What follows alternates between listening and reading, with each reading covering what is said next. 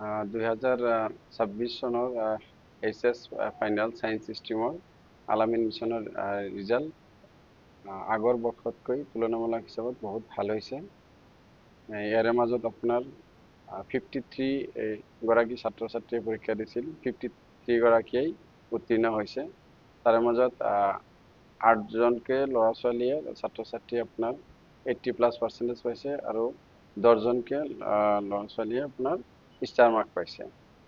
আৰু including star mark 33 ষ্টুডেণ্টে first division পাইছে। সৰ্বোচ্চ এইবেলি আমাৰ যিটো হ'ল কি 84.8 আৰু এই 84.8-ৰ এজনী ছাত্ৰী আৰু এজন ছাত্ৰই পাইছে। ছাত্ৰীজনী ইংলিছ মিডিয়ামৰ আছিল, তাই 84.8% পাইছে আৰু ছাত্ৰজনো অসমীয়া মাধ্যমৰ, তেওঁ 84.8% পাইছে সৰ্বোচ্চ। ছাবজেক্ট ৱাইজত হায়েষ্ট যদি আমি চাওঁ, এইটো বায়'লজি ছাবজেক্টত হায়েষ্ট আহিছে 93 আৰু লেটাৰ মাৰ্ক হৈছে 19টা। দেন কেমিষ্ট্ৰিত হায়েষ্ট আহিছে 91, লেটাৰ মাৰ্ক হৈছে 08। দেন ফিজিক্সত হায়েষ্ট 86, লেটাৰ মাৰ্ক 06। আছামিছত লেটাৰ মাৰ্ক হৈছে 17টা আৰু হায়েষ্ট আহিছে 93। ইংলিছত এজন ষ্টুডেণ্টে লেটাৰ মাৰ্ক পাইছে 85। মেথমেটিক্সত দুজনে লেটাৰ মাৰ্ক পাইছে, সৰ্বোচ্চ 84 পাইছে।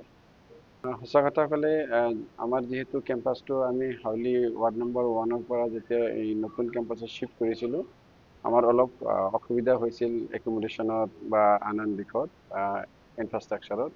সেই হিচাপত আশা কৰাতকৈ আমাৰ পৰীক্ষাৰ ৰিজাল্টটো বহুত ভাল হৈছে।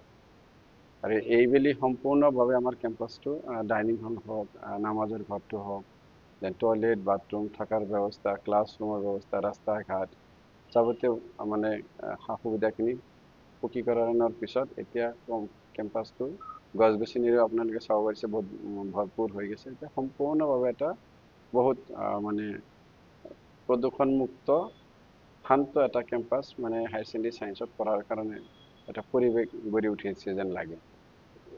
এতিয়া সদ্যহতে এডমিশ্যনৰ কাম চলি আছে, বহুকেইজন ল'ৰা ছোৱালী ইতিমধ্যে এডমিশ্যন লৈছে আৰু বহুতো ল'ৰা ছোৱালী এডমিশ্যন ল'ব বুলি প্ৰচেষ্টা চলাই আছে। আমি আশাবাদী কি এই বছৰত আমাৰ এডমিশ্যন সংখ্যাটো বাঢ়ি যাব।